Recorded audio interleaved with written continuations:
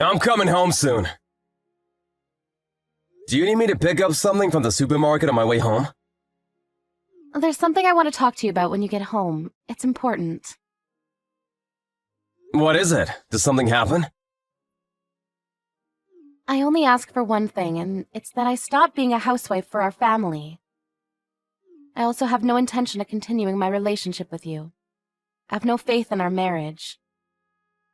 The last 10 years being married to you was not a happy time for me. I'm going to concentrate on finding my own happiness now. I hope that you'll find happiness too. I won't sue you for the emotional abuse you put me through over the years. But please do one thing for me. Please take good care of our children. That's all I ask. Goodbye. Okay. Huh? Is that all you have to say to me? Look how much I wrote, and all you can say to me is okay? I put a lot of thought into what I was going to say to you. You're always so cold to me. You're a terrible husband. What do you want me to say? This isn't the first time you said something like this to me. I'm sick and tired of you jerking me around like this. If this is what you want, I won't stop you. Don't give up on us so easily. Don't you have any feelings left for me? You're not going to stop me from leaving you. Does marriage mean nothing to you? Look, what do you want me to say? If you want to divorce me, I can't stop you. This is not the first time that you try to divorce me over chat. What is it that you're looking for? I want you to stop me from leaving you. That's what you want too, right? I know you still love me. I don't want to continue this conversation with you. I'm sick and tired of you stirring things up between us. In fact, I want to divorce you. You were right. The last 10 years hasn't been fun for me either. I want out. How can you say that to me? Aren't you my husband? Stop playing games and ask me to come back to you. What are you trying to do? Why do you want to make things so complicated? This is the first time that you said that you wanted to leave the kids, too. If you weren't being serious, you shouldn't have said such a thing about our children. That's sick. I wasn't kidding. I had to say that in order for you to take me seriously. I tried to take you seriously at first, but you like to make things so difficult for me. You've been acting crazy like this for the past 6 months, and I'm tired of it. Now you've convinced me that leaving you might be the better option for me. I'm prepared to end our marriage. Prepared? Prepared for what? I'm getting ready to divorce you. You've been asking me for months now to leave you, and I'm finally going ahead with it. I don't want to go back and forth with our decision. Well, it's not an easy decision to make. If you asked me not to leave you, I'd reconsider. Are you home right now? I'm not. I'm not coming home until you apologize to me. What do I need to apologize for? Your behavior. Even if it's your fault, you try to blame it all on me. I'd apologize if I thought that it was my fault. But this time, I don't think I've done anything wrong. It took me a long time for me to get the kids to go to sleep yesterday, but did you have to get so angry about something so small? If you're so good with the kids, couldn't you have tucked them in yourself? I want a little more help from you. Just because I'm good at something doesn't mean that I have to do everything on my own. It's not fair. That's what I call emotional abuse. You say that you're doing everything by yourself, but all you do is cook. You don't even work. Are you making fun of the fact that I don't work? I'm busy too, you know. I'm sure that you are. You take care of the kids and take and pick them up from school every day, so I'm grateful that you take such good care of the kids, but I also want you to understand that I work really hard too. And when I come home tired from work, you expect me to bathe the kids, clean the house, do the laundry, and vacuum? It's too much for me. And when you don't get what you want, or if things don't go your way, you storm out of the house and start sending me threatening chat messages. How do you think that makes me feel? That's why I decided that the next time this happens, I'm leaving you for good. Are you being serious right now? You're divorcing me? You can't live without me. Apologize to me now and I'll forgive you. If you beg me to come back to you, I'll do it. I'm home now. Are you listening to me? You left the kids unattended? Don't bring the kids into this. This is between us. Now listen to me. What if they were hurt? You're so irresponsible. Helen is only 3 years old. Sean is already in elementary school. He's old enough to take care of his little sister. What if they'd gotten injured? They can't take themselves to the hospital. What if a stranger comes by the house and they're kidnapped? Did you consider these things before leaving them by themselves? Don't try to change the subject by making it all about our kids.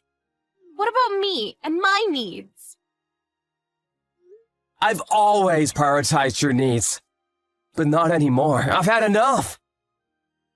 What do you mean you've had enough? You should be begging for my forgiveness. I'm not gonna do that.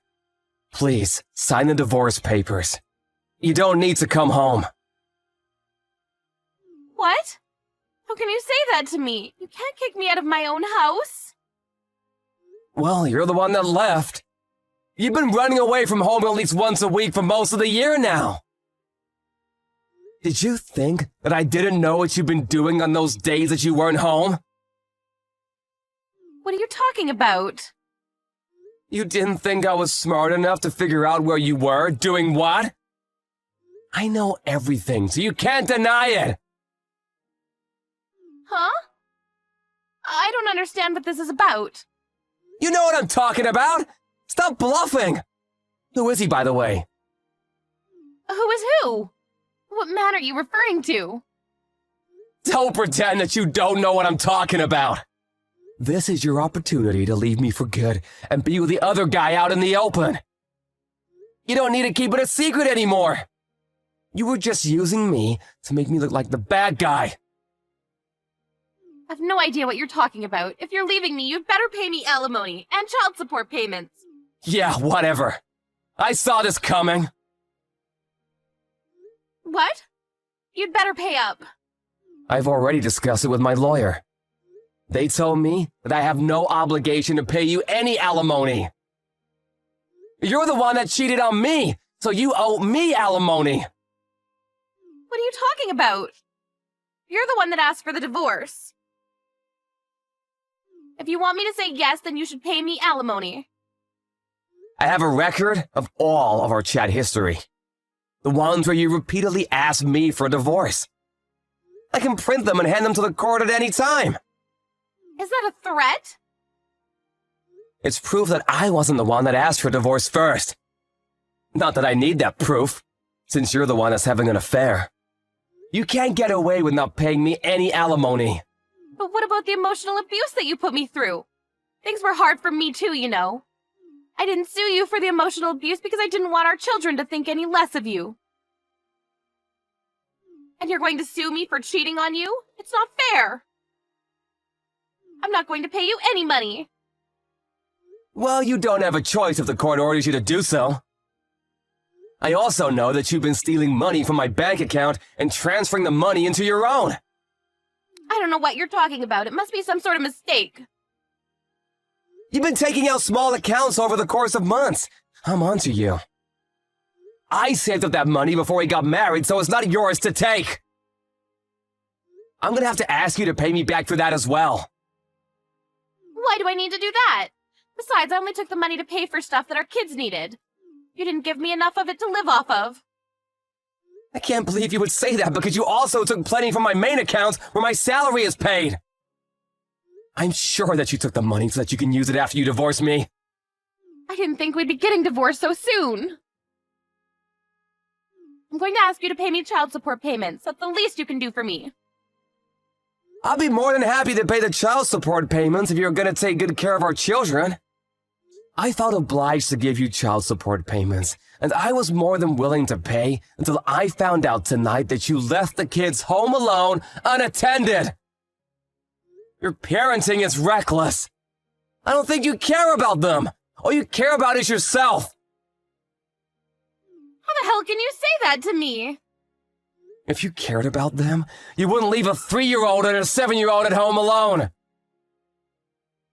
You didn't even lock the door! Do you know how dangerous that is? That's because I don't want to hear any more of your excuses. I'm not making excuses. They sound like excuses to me. There's no good reason for leaving your 2 young children unattended. You said so yourself at the start of this conversation. You want the kids to be taken care of, so I'll do what you ask me to. They'll be happy with me. I have one thing to ask of you as well. Please divorce me!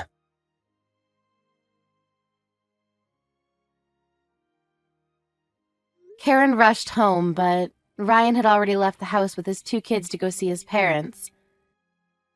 Ryan took a few days off work and discussed with his parents about the next steps after his divorce from his wife, Karen. Karen came over to her parents-in-law's place and brought her 2 parents with her.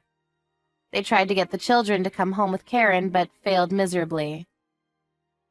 Ryan told everyone about how Karen had cheated on him and tried to blame the reason for divorce on him. Karen's father slapped his daughter's face in anger.